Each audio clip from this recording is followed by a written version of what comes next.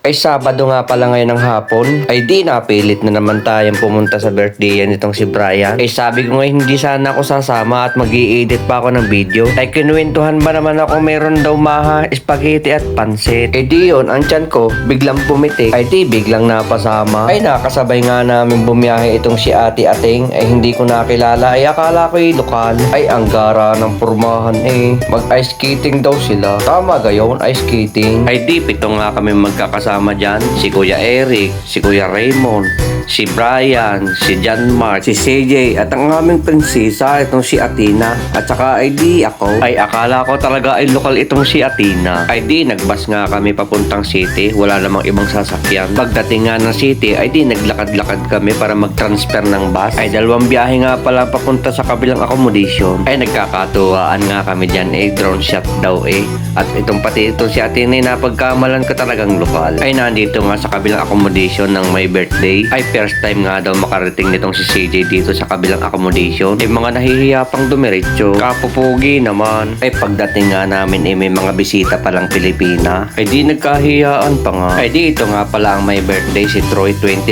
years old na siya ngayon. Ay di sabi ko ngayon mag-asawa na at baka maiwanan pa ng biyahe. Ito na nga yung kinukwento ni Brian. May maha, may spaghetti, may pansit, may minudo. Ay siya lantak Hindi, nung sandok ka. May vlogger pa din. Nung sandok ka, ibibidyo kita. Hindi namin kasama. Ay di nagpresenta nga itong si Eric, ibibidyo daw ako, sumandok daw ako.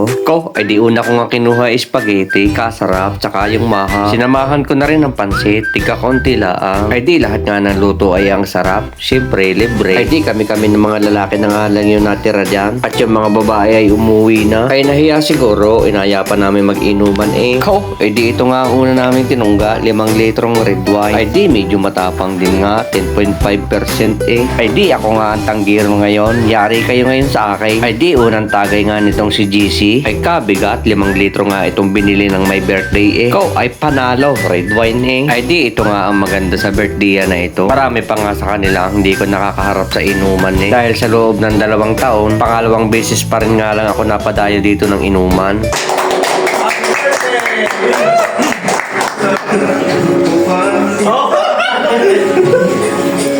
Ganito ba?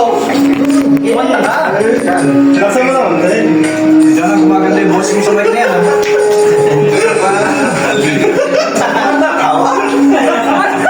Ay di iyo, nauna na nga kumantang may birthday. Hanggang dyan na nga lang pala yung video ko at puro live na nga pala yung ginawa ko dyan. Ay di, hindi na nga ako nakapag-video ng uwian. Alam nyo na.